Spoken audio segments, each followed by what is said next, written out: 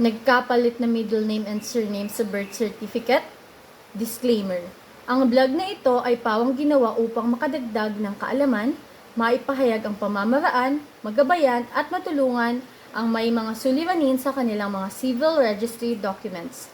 Para sa kadagdagan at iba pang mahalagang impormasyon ay maaaring magtungo sa pinakamalapit na local civil registry office or PSA office sa inyong lugar. Nagkapalit na middle name and surname sa birth certificate?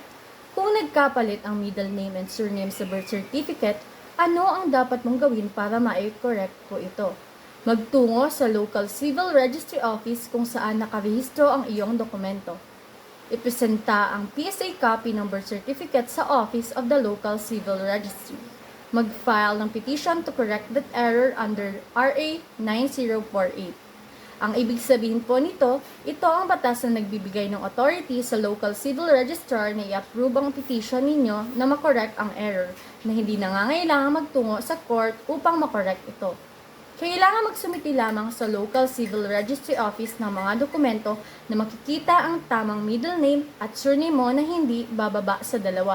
Katulad ng mga sumusunod, subalit hindi ito nililimitahan sa mga dokumentong mababang 1. School record.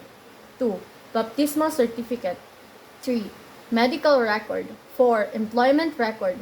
5. Birth certificate ng mga magulang at or marriage contract. C. Valid identification like national ID, voter's ID, driver's license, PRC license, and etc.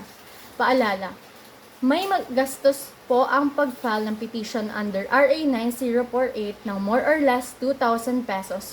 Kung ang petitioner ay buwan ng kita ng 12,000 pababa, pwedeng mag-secure ng Certificate of Indigency sa barangay, then itong ini-issue ng barangay ay dadalhin sa Municipal Social Welfare Office upang mag-request ng Certificate of Indigency sa kanilang tanggapan. Hindi pwedeng singilin ng processing fee na nagkakahalagang 1,000 ang petitioner. Thank you for watching. Don't forget to like, comment, share, and subscribe.